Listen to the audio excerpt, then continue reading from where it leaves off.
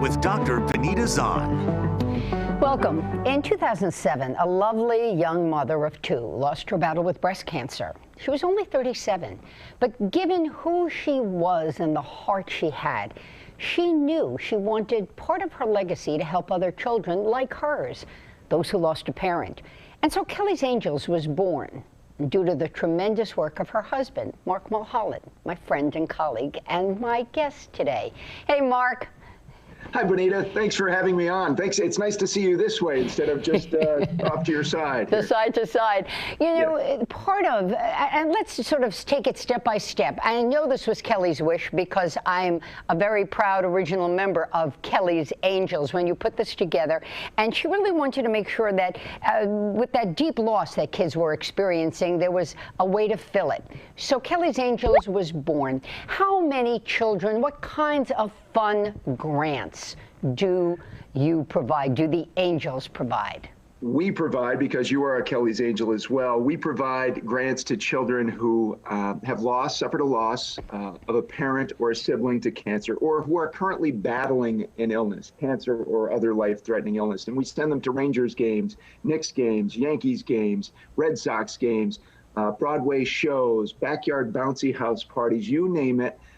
If it will bring a smile to a child's face, then Kelly's Angels does it. And let me tell you a little bit more about Kelly, because I think the story of Kelly's Angels begins with Kelly. Kelly was the teacher and mom everyone wanted. She loved children so much. They were her entire life. So she wanted so badly to get better so she could help kids. And she didn't get better. But it is our mission to help children in her honor. And that's what we've done. We've helped hundreds of Capital Region children and families by putting smiles on their faces or helping them make ends meet. We say now we offer something called Angel Aid, and that's to either make ends meet or make memories while they can. And there is a limit on this? How does one apply for it? Where do you find all these people in need? Our goal was to make it as easy as possible. They've suffered a loss or they're enduring a difficult time, so we didn't want to make it onerous. So we have a very simple one-page application on our website for fund grants or for Angel Aid or for scholarships, because we provide scholarships to children who are graduating high school and have persevered and overcome some adversity. So if people go to kellysangelsinc.org, they will find the applications there. Very simple one-page applications. Again, we want to make it as easy as possible because they've endured already or they're currently enduring. So we don't want to bring more burden. Is there a max, a top end as to how much you will provide? I know, people think about Make-A-Wish, which is a cousin to this and a much older cousin. That's open-ended. I'm involved with another group called Building on Love, and we are now capping at $5,000. So what about Kelly's Angels? There is, as you know, as a longtime founding board member, Benita, you know this, that we are a grassroots organization and an entire volunteer charity. We have no paid staff. In fact, we have very, very, very little overhead. I think postage and a few other things. So I'm proud of that. But we typically cap the fund grants at $500 per child. So we have provided grants to the tune of $2,000, $3,000, $4,000 even, because we have helped send some families to Florida and whatnot. As far as the Angel Aid is concerned, we typically provide about $1,000 per family. But if there are extenuating circumstances, we come from a place of yes, as you know. We like to say yes. In fact, I don't know that we've ever said no. I don't think so, Mark. and I hope we never have to. But typically about $500 per child and $1,000 per family. But if there are more children involved, like I said, $2,000, $3,000, $4,000 on occasion. And it all depends on how much money we can raise and how much money we have. We don't want to hang on to any money. We want to put it out as soon as it comes in. And that brings me to this point.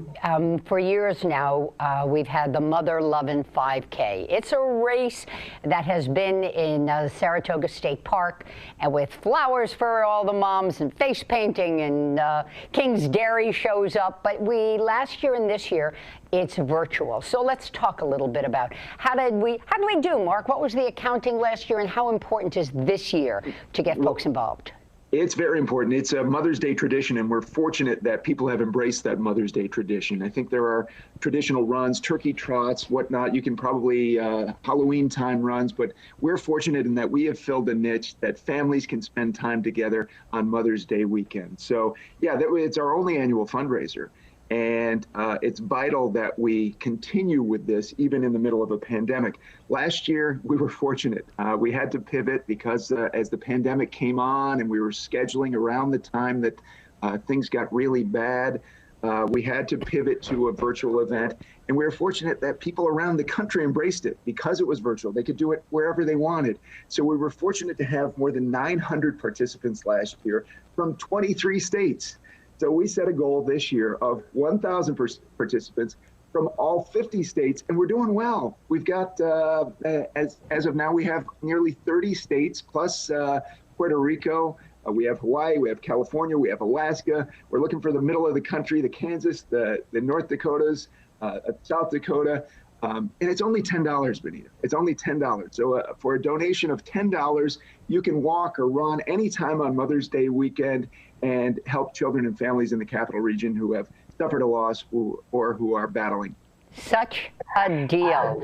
So listen, if you've got family in the middle of the country, this is your opportunity. Bring them along. And as Mark, you just pointed out, you can do this any day during the weekend. You will then post your time and everybody gets to celebrate, especially the kids that you're helping out. Mark Mulholland, we'll see you live at 6 and, of course, on the virtual start line. Thanks. Thanks so very much. Thanks, Benita. And thank you for all you've done to make Kelly's Angels what it is. It's important. The bottom line, important. And again, the Mother Lovin 5K virtual this year. You can walk it or run it.